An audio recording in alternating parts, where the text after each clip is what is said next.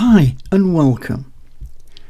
In the last video we were looking at the panels and moving them apart, docking them and such things like that, and we ended up with a right mess of panels all over the place. And it's a little bit like this really. When Photoshop opens up, we have what's called the Essentials Workspace, and it basically throws at you all the panels, even though you don't need half of them.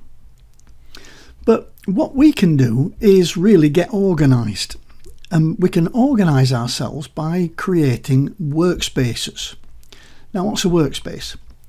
Well, if we go up to the top here and just click on this little icon, we'll see that we've got several different workspaces. In between these two lines we've got Essentials, which is the one we're in now, 3D, graphic and web, motion, painting and photography.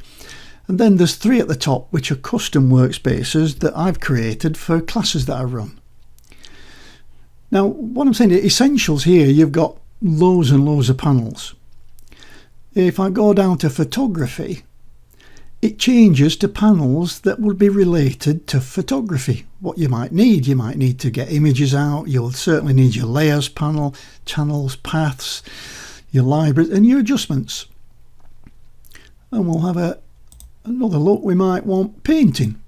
So here we've got the brush panel, we've got the layers panel again channels and paths, and we've got swatches and the navigator. So these would be related to any work that you wanted to do on painting.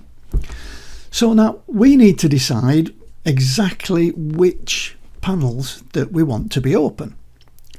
Now we can close panels down by clicking on this there's like these lines in the top right hand corner of every panel. It's called the Flyout menu, the panel Flyout menu. And if we click on that, and then we can go right down to either close or close tab group. Well, I'm going to close everything down, so I'm just going to click on that, close tab group, click on that, close tab group, and then we've got another tab here. So we'll close that.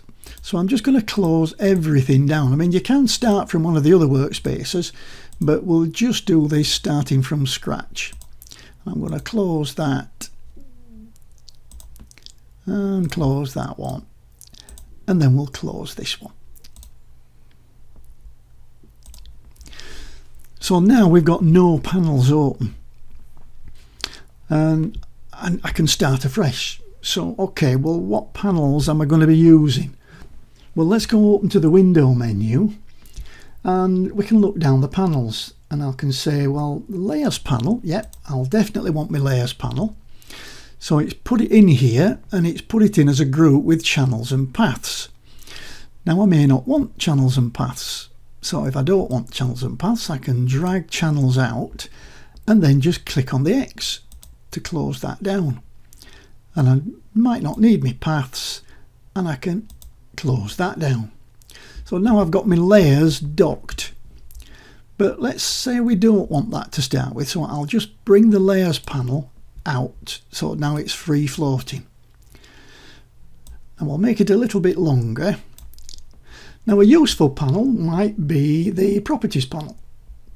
So we'll go to window and properties, and it brings up the info panel. Well, if I don't want the info panel for this particular work, I can drag that out and I can close it down.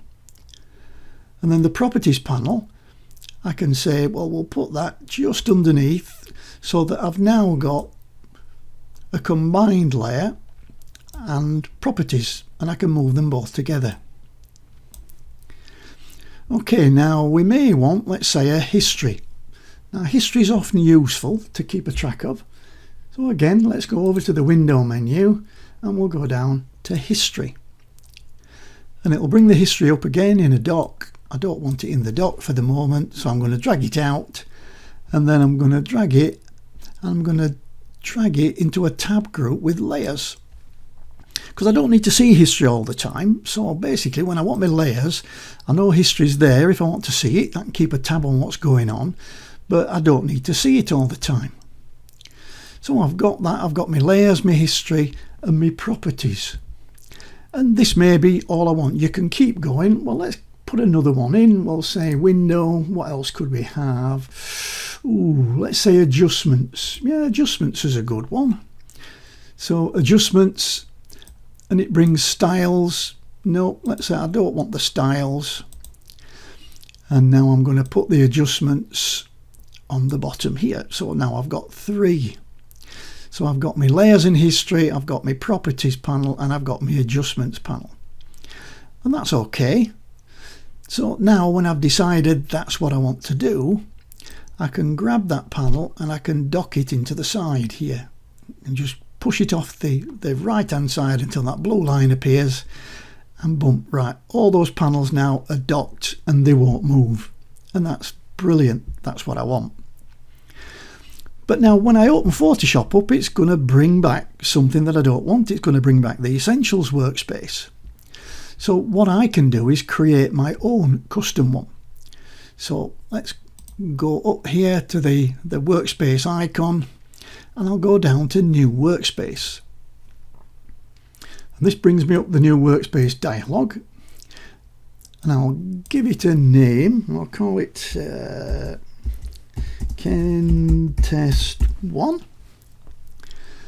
And then we've got panel locations and keyboard shortcuts, menus and toolbar. It says, this is saying, do you want to save all the other stuff?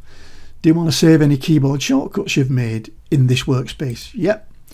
Do you want to save any menus that you might have removed or added? Yeah, I do want that. And the toolbar, do you want the toolbar as it is? Yeah, I'll have that as well. And then I'm going to click Save. So now I've saved this configuration of panels as my workspace, custom workspace.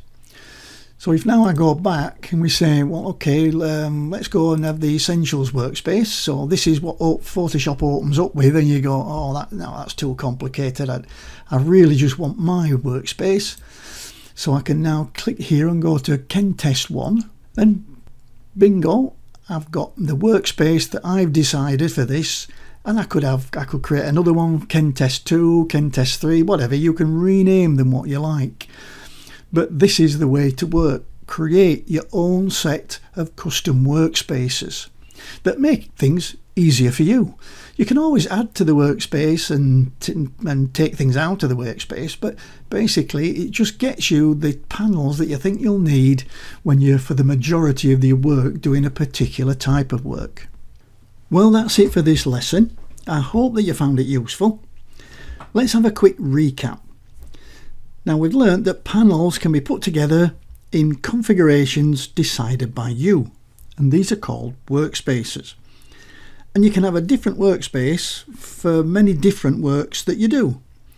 You might have a workspace for editing and a totally different workspace for video, all accessible quickly and easily. Okay, in the next video, we're going to be taking a look at moving around the interface. So, I'll see you there. Bye for now.